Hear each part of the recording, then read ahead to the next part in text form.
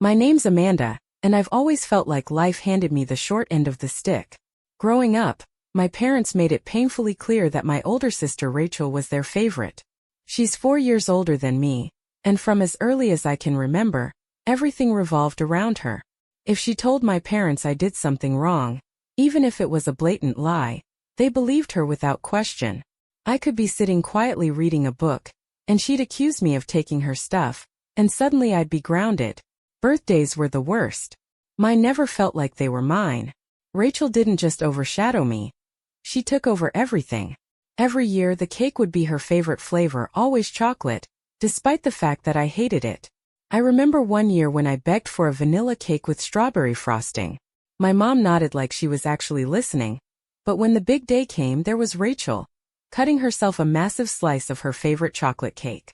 My mom just shrugged and said something about how it was easier to stick to what we all liked, even though no one had asked me. Family outings were just as bad. My parents would always let Rachel choose what we did, even when it was supposed to be my special day. If I dared to complain, they'd accuse me of being ungrateful or trying to ruin the day for everyone else. I can still hear my dad's voice saying, "We're a family, Amanda. We compromise." But it wasn't a compromise. It was Rachel getting her way, and me learning to keep my mouth shut. It wasn't just the big moments either. Even the little things seemed rigged against me. Rachel was allowed to stay up late, have friends over whenever she wanted, and got all the new clothes while I had to make do with her hand-me-downs. When I finally grew into my own sense of style and begged for something that didn't scream 2006 Rachel, my mom would roll her eyes and tell me I was being wasteful. "These are perfectly good clothes, Amanda," she'd say, as if wearing my sister's worn-out jeans made me ungrateful. What stung the most wasn't just the unfair treatment. It was how everyone else seemed to love Rachel too. Teachers adored her. Neighbors praised her. Even our extended family fawned over her every accomplishment while ignoring me entirely. At one point, I started wondering if something was wrong with me. Was I just not good enough? No matter how hard I tried to prove myself, whether it was with grades, hobbies, or just trying to be helpful around the house, it didn't seem to matter. Rachel always came first. One time I got an A+ on a history test I'd studied weeks for, and when I proudly showed it to my mom, she barely looked up from her coffee. "That's nice," she said, before immediately launching into a story about how Rachel's volleyball team had just won a tournament. It was like no matter what I did, I couldn't escape her shadow. The turning point for me came when I was about 16. Rachel was away at college, and for the first time the house felt lighter. I thought maybe, just maybe, things would be different with her gone. But the damage was already done. My parents still acted like I was invisible. They called her every day, hung on her every word, and even sent her care packages filled with all her favorite things. Meanwhile, I had to beg for gas money just to get to my part-time job. Looking back, I realize how much my childhood shaped who I am now. I learned early on not to expect fairness, and that people don't always treat you the way you deserve. It left me with a lot of resentment, but also a deep drive to prove everyone wrong. To show them that I could be something more than just Rachel's forgotten little sister. As I got older, things with Rachel went from bad to worse. When we were kids, she at least pretended to be the perfect daughter in front of everyone else, but once we hit our teenage years, her mask started to slip, especially around me. Rachel didn't have many friends, and she made up for it by making my life unbearable. I don't know if she was jealous or just vindictive, but the second she realized I was actually popular at school, she made it her mission to destroy that for me. I was finally starting to feel like I had something of my own, a group of friends who liked me for me, who didn't constantly compare me to my sister. But Rachel couldn't stand that. She'd accuse me and my friends of stealing from her, and it wasn't just to my face. She went straight to our parents with these wild stories. One time she claimed I'd snuck into her room and taken her favorite bracelet, one she hadn't worn in years. I hadn't even seen it, but that didn't matter. My parents didn't even bother to hear my side of the story before grounding me. It didn't matter that Rachel's proof was just a vague, "I know Amanda took it." It got to the point where my friends started avoiding me. I can't blame them. Every time they came over, Rachel would stir up some kind of drama. Once she accused my best friend, Hannah, of stealing money out of her purse. It wasn't true, of course, but my parents sided with Rachel as usual. After that, Hannah stopped coming over, and my parents decided I wasn't allowed to hang out with bad influences. Losing my friends was devastating, but I wasn't completely alone. My saving grace was my cousins, who lived about 50 miles away in a neighboring town. My mom's sister had 3 kids around my age, and we were close enough that they felt more like siblings than extended family. Whenever things got too bad at home, I'd beg my parents to let me stay with them for a weekend. They didn't let me go often, but when they did, it was like a breath of fresh air. At my cousin's house, I didn't have to deal with Rachel's constant manipulation or my parents' blind favoritism. We'd stay up late talking, watch movies, and just exist without the weight of everything that made my home life unbearable. They were the only ones who really understood what I was going through, even if they couldn't do much to change it. But even those brief escapes weren't enough to undo the damage Rachel was doing. She had this way of twisting things so that no matter what I did, I came out looking like the bad guy. If I stood up for myself, I was being disrespectful. If I tried to ignore her, she'd provoke me until I snapped. It was a no-win situation, and she loved it. I remember one night in particular when things came to a head. Rachel had spread some ridiculous rumor at school that I'd cheated on a test. It wasn't true, of course it wasn't true, but by the time I found out about it, everyone was already whispering behind my back. My teacher even pulled me aside to ask if I needed help managing the pressure of academics. When I confronted Rachel about it, she just smiled. This smug little smirk that made my blood boil. "Maybe don't give people reasons to believe it," she said, as if I'd somehow brought this on myself. That was the first time I truly hated her. Not just the unfairness or the frustration, but her, Rachel. She wasn't just my sister. She was my bully, and no one else could see it. It was a lonely time in my life. I didn't feel like I had anyone on my side except for my cousins, and they couldn't always be there. My parents, as always, refused to see Rachel for who she really was. To them, she was the golden child, the one who could do no wrong. And me? I was just the troublemaker who couldn't seem to get along with her perfect sister. Looking back, I think that's when I started shutting down. I stopped trying to explain myself to my parents, stopped fighting back against Rachel's lies. It didn't matter what I said or did. Rachel would always win. So I learned to survive by keeping my head down and waiting for the day I could finally get out of that house. By the time I turned 19, I thought things would start getting better. I wasn't a kid anymore. And I had this naive hope that maybe I'd finally get to live my own life without Rachel constantly sabotaging me. But of course I was wrong. That year I started dating a guy named Eric. He was sweet, funny, and one of the first people in a long time who made me feel like I mattered. For the first time, I felt like I had something that Rachel couldn't take away from me. I should have known better. Rachel hated Eric from the start. She didn't even try to hide it. At first, she just made snide comments about him, calling him sketchy or too clingy. I ignored her because, honestly, I was used to her opinions being unsolicited and unhelpful. But then she escalated. One evening, out of nowhere, she told my parents that Eric had been harassing her. She spun this elaborate story about how he'd cornered her in the driveway and made inappropriate comments. None of it was true, and I knew it, but Rachel was good at lying. She even managed to cry on cue, which of course convinced my parents she was telling the truth. Without even asking for my side, my dad told me I was forbidden from seeing Eric ever again. When I tried to defend him, they accused me of being blinded by love and ignoring Rachel's trauma. It didn't matter that Rachel's story didn't make sense or that Eric didn't even know when she was home half the time. All that mattered was Rachel's word, and her word was gospel. It broke me. Not just losing Eric, but realizing again that my parents would always believe Rachel over me. I felt like I was screaming into a void. Nothing I said or did mattered because Rachel could twist anything to suit her narrative, and everyone would go along with it. And it wasn't just Eric. A few months later I met someone new, Josh. He was different from Eric, quieter and more reserved, but just as kind. I didn't tell my parents about him at first because I knew how they'd react. But Rachel found out anyway. This time she didn't even bother coming up with a convincing story. She just told my parents that Josh made her uncomfortable, and that he looked like the type to be trouble. That was all it took. My parents didn't need any proof or details. They grounded me for sneaking around, and lectured me about how I needed to listen to my sister's instincts. Meanwhile, Rachel could do whatever she wanted. She was 23 by then, living at home and still getting treated like royalty. My parents gave her $500 a month for expenses, which she mostly spent on clothes and going out. I, on the other hand, was lucky if I got $50 to cover gas and groceries. Rachel could stay out as late as she wanted, and my parents didn't bat an eye. If I so much as mentioned going to a party, they'd accuse me of being irresponsible or acting out. One time, Rachel didn't come home until 3 in the morning, completely wasted, and my mom actually laughed about it the next day. "She's just young and having fun," she said.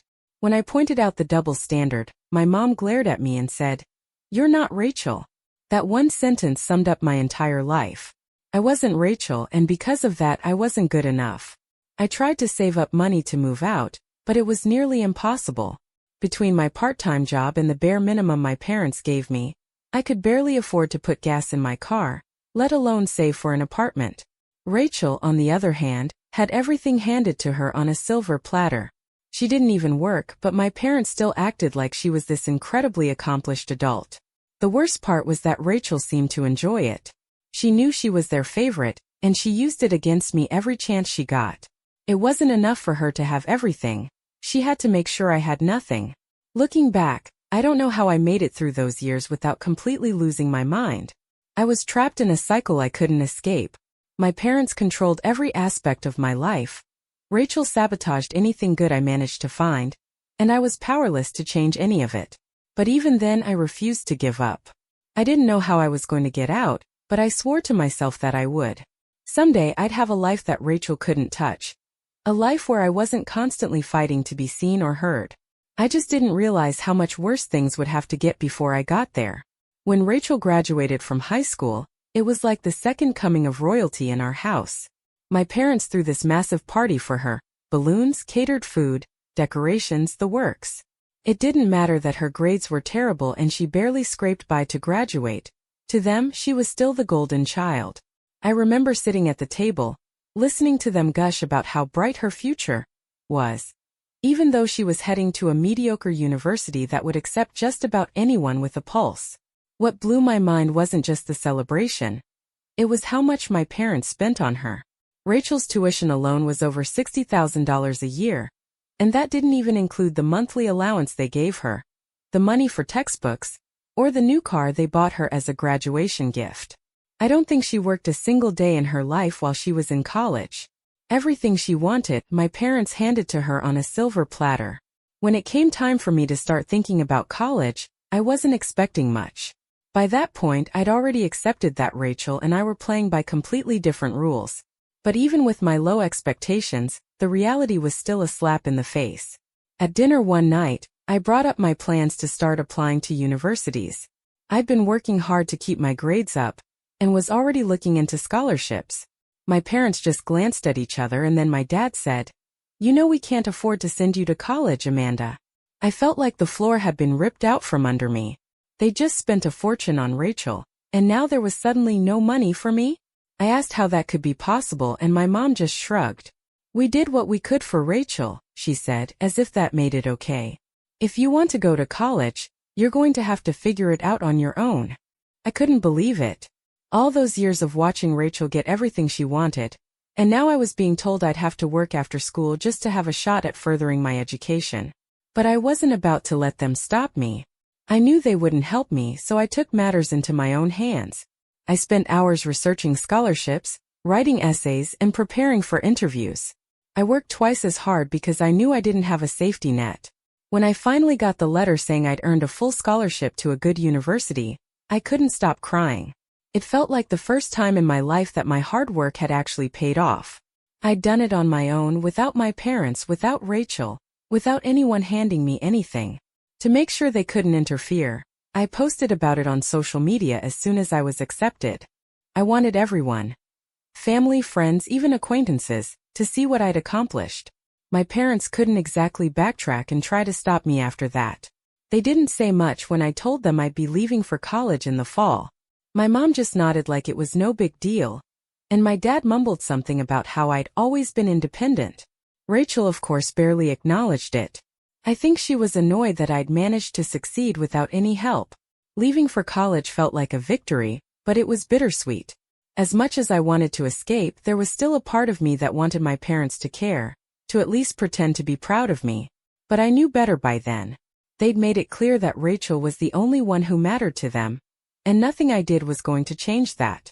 Still, I left with my head held high. For the first time in my life, I was carving out something for myself. A future where Rachel and my parents wouldn't have the power to hold me back. I didn't know what was waiting for me, but I knew it had to be better than what I was leaving behind.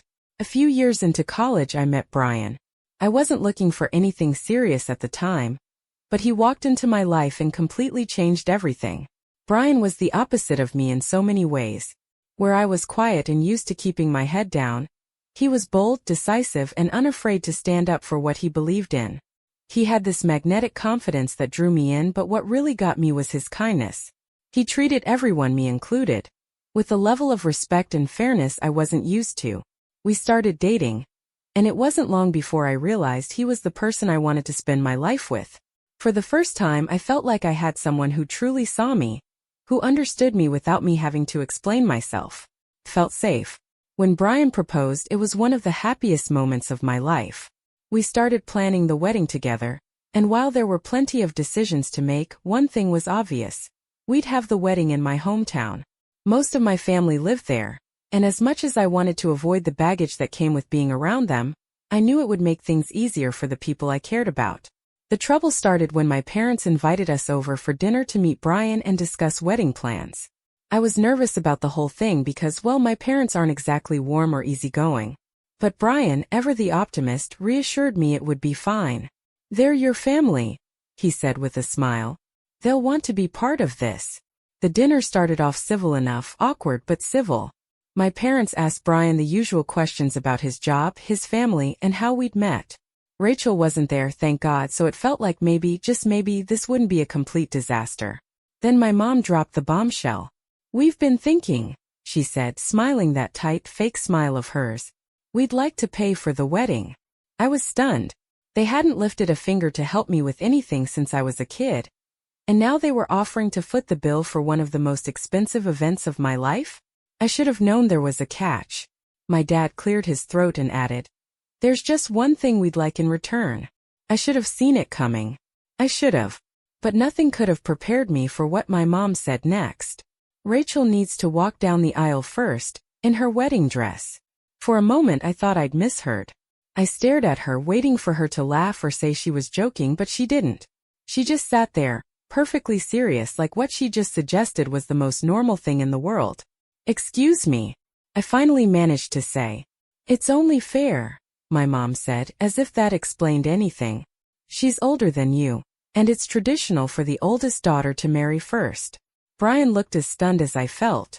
"But she's not getting married," he said carefully, clearly trying to keep his composure.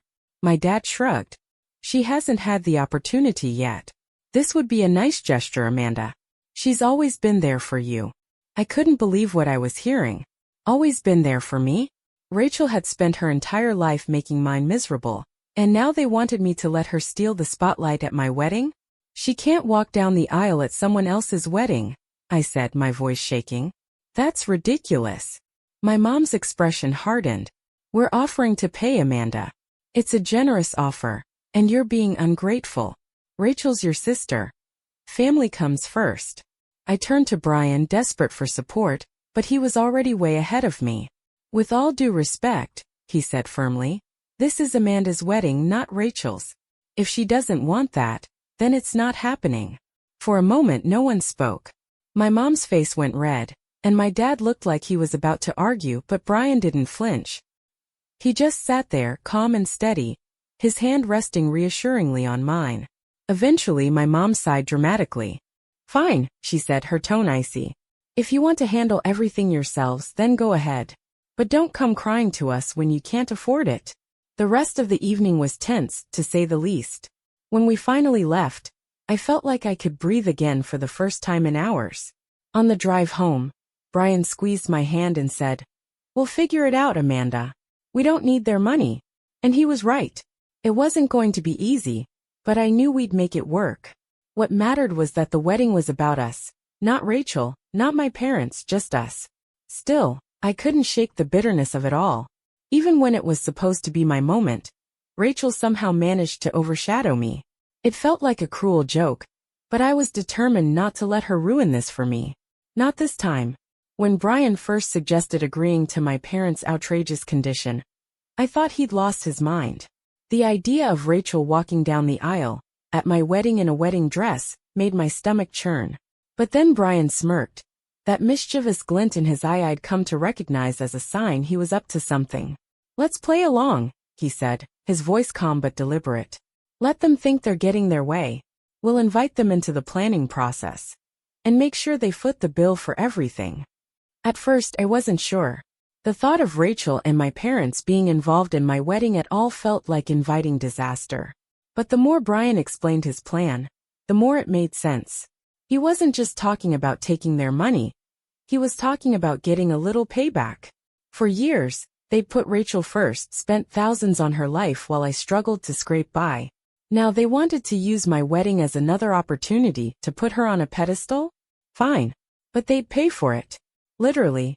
We went back to my parents and agreed to their terms. Or at least pretended to.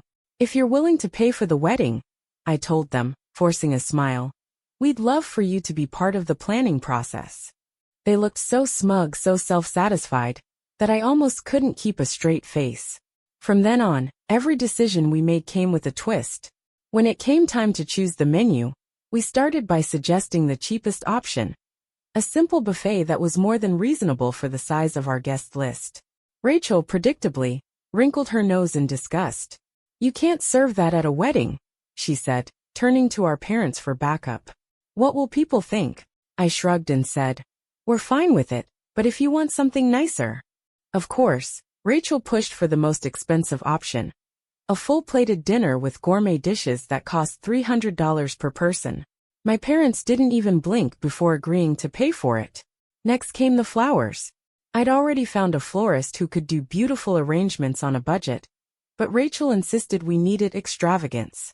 She dragged my mom to a high-end florist who specialized in elaborate installations and custom designs. The price tag was eye-watering, but Rachel convinced them it was worth it. "A wedding only happens once," she said with a dramatic sigh, as if it was her wedding we were planning. It didn't stop there. When it came to photography, Brian and I had a friend who was willing to shoot the event for a reasonable price. But Rachel insisted on hiring one of the most sought-after photographers in the area, someone who charged an arm and a leg for their services. "You don't want your memories ruined by bad photos," she told my parents, and once again they caved. The same thing happened with the drinks. We'd planned to stick with a basic open bar, but Rachel insisted we needed top-shelf liquor and custom cocktails. "It's about the experience," she said, as if she was some kind of event planner. By the end of it, the bar tab alone was enough to make me dizzy. Every time Rachel pushed for something more expensive, Brian and I played the part of the grateful but reluctant couple. "Are you sure?" we'd ask, feigning concern. "That's a lot of money." But Rachel would always wave us off, saying, "Don't worry about it. Mom and Dad want this to be special." And they did, special for Rachel, of course. But what they didn't realize was that every over-the-top choice they made was lining up to benefit us. We were getting the wedding of our dreams, and they were footing the bill for every extravagant detail. As the planning continued, I started to feel a sense of satisfaction I hadn't felt in years. For once, the tables had turned. Rachel was still trying to make everything about her, but instead of ruining my life, she was actually making it better. And my parents, so eager to please their favorite child, didn't even notice. By the time the wedding day arrived, it was everything I'd ever wanted. The venue was stunning, the food was incredible, and the flowers were breathtaking. Rachel, of course, strutted down the aisle in a wedding dress like she was the star of the show. But by then, I didn't care. Let her have her moment. Brian and I were the ones who walked away with the real win. As we danced together that night, Brian leaned in and whispered, "I told you we'd make this work." He was right. We turned what could have been a disaster into something unforgettable. For the first time in my life, I felt like I'd beaten Rachel at her own game. And it felt good, so good. The wedding day finally arrived, and I woke up with a mix of excitement and nervous anticipation. Everything had led to this moment. Not just the months of planning, but a lifetime of feeling overshadowed, dismissed, and pushed aside. Today was supposed to be about me and Brian, about starting a new chapter together. But in the back of my mind, I knew Rachel and my parents would do everything they could to make it about them. Brian and I had prepared for this. We knew Rachel would show up in a wedding dress because of course she would. It was too much for her to resist, the chance to make a spectacle and turn my wedding into her moment. But what she didn't know was that we had taken precautions. Brian had hired security specifically for this reason. I hated that it had come to this, but there was no way I was letting Rachel or my parents ruin this day. Sure enough, Rachel arrived at the venue wearing a full wedding gown. It was white, with a massive skirt and a train that could have rivaled something from a royal wedding. She walked in like she owned the place, her head held high and a smug little smile on her face. My parents followed behind her, acting as if this was all perfectly normal. The second she tried to step into the hall, the security guards we'd stationed at the entrance stopped her. "I'm sorry, ma'am," one of them said, his voice calm but firm. "You're not allowed in." "What do you mean I'm not allowed in?" Rachel snapped, her voice already rising. "I'm the bride's sister." The guard didn't flinch. "You're not on the guest list," he said, which wasn't entirely true. Rachel was on the list, just not in that dress. My parents immediately jumped in to defend her. "This is outrageous," my mom exclaimed, her face turning red. "You can't keep family out of the wedding." But the guards didn't budge. "We've been given strict instructions," one of them said, glancing over at me and Brian. We were standing just inside the hall, watching the scene unfold. Rachel's composure shattered in an instant. She started yelling, demanding to be let in. And when that didn't work, she tried to push past the guards. That's when things really escalated. My mom started arguing with the security team. My dad was shouting about how this was disrespectful to the family. And Rachel, oh Rachel, dropped to the floor in her wedding dress and started screaming. I mean full-on screaming. Like a toddler having a meltdown in the middle of a grocery store. She flailed her arms, pounded her fists on the floor, and shouted about how we were ruining her day. By then, the guests had started to gather around, drawn by the commotion. Some were whispering, others were filming the scene on their phones, and a few were outright laughing. It didn't take long for people to figure out what was happening.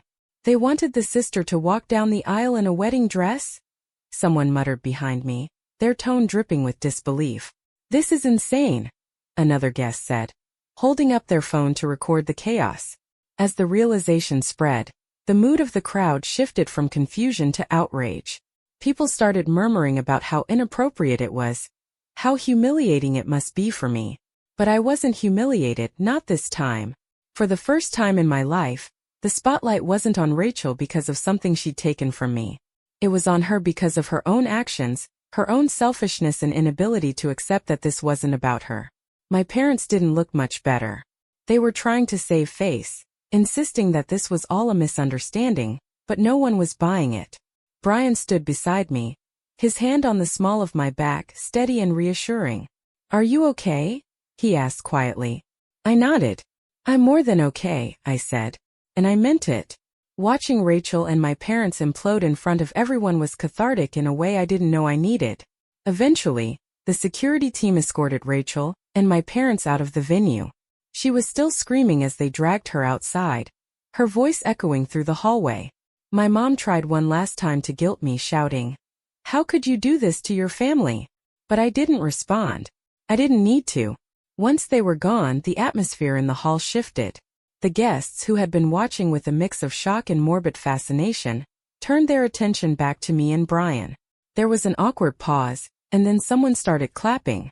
Slowly, others joined in until the whole room was filled with applause. It was like everyone was saying, "Good for you." The rest of the wedding went off without a hitch. We celebrated with incredible food, gorgeous flowers, and plenty of dancing. For the first time in my life, I felt truly happy. Like I wasn't living in someone else's shadow anymore. Later that night, as Brian and I shared our first dance, I couldn't help but smile. My parents and Rachel had tried to ruin the day, but all they'd done was expose themselves. Everyone saw them for who they really were, and instead of stealing my moment, they'd handed it to me on a silver platter. It wasn't just a wedding, it was a turning point. I finally felt free, like I could move forward without the weight of my family dragging me down. As Brian twirled me around the dance floor, I knew one thing for certain. This was just the beginning of a life they couldn't touch.